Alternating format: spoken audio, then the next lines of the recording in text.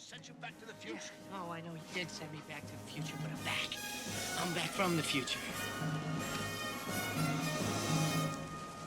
Great Scott.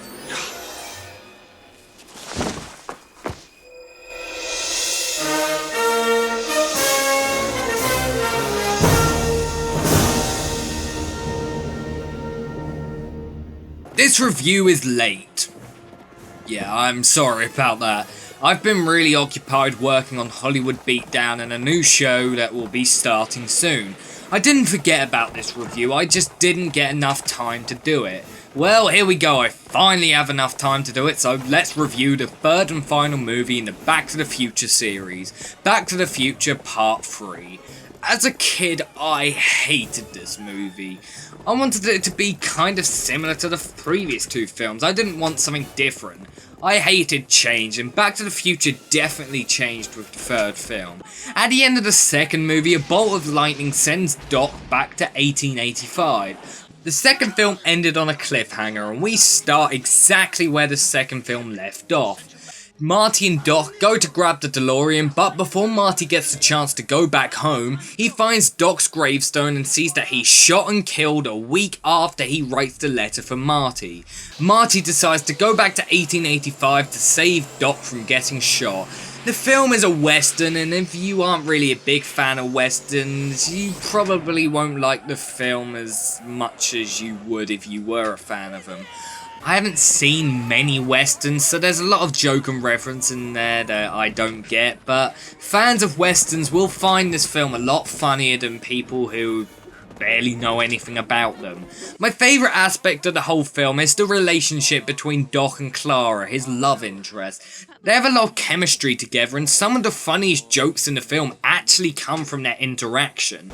With this film, instead of Marty being the person who needs saving and the person with all the problems, Doc actually takes his place, and Marty essentially becomes the person to save and help Doc out. I really love the way they put the shoe on the other foot with this movie.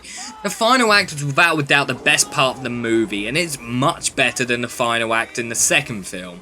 Biff's ancestor Mad Dog Tannen basically arranges a shoot-off with Marty. Not only this, Doc has fainted, Clara's trying to get back to them, and they have to get to the train in time for the DeLorean to be pushed to 85 miles per hour. It's extremely tense and exciting.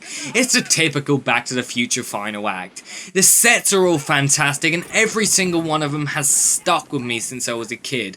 Watching the film again, I definitely enjoyed it more than I did before, but I think that was mainly because of nostalgia. The film is in no way bad, but it's definitely the worst in the series, and it's kind of a bit disappointing.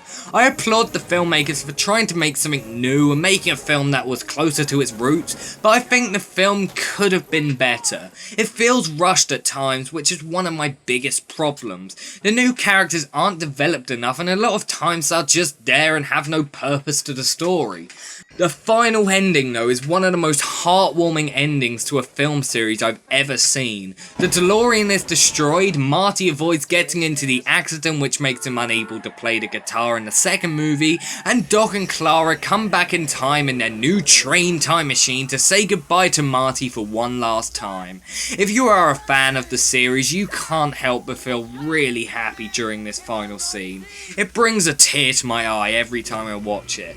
I definitely think I've been a little too harsh on the film during previous years. It's definitely a really fitting finale, it has fantastic performances, and it's just an all-around good movie. However, the jokes are limited, the story's kind of minimalistic, and in the end the film feels a little rushed.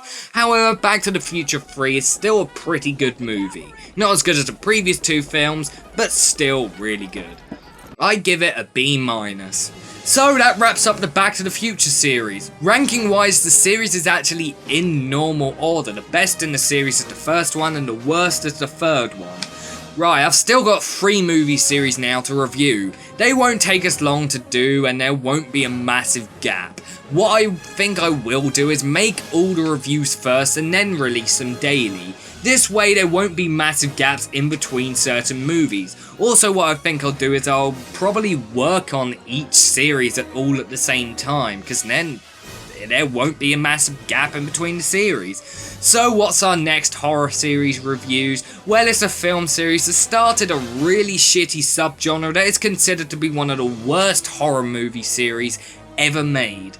But the first 3 films are actually really good, and especially the first one, which is one of my favourite films of all time. It is the modern slasher gore fest known as the Saw movies.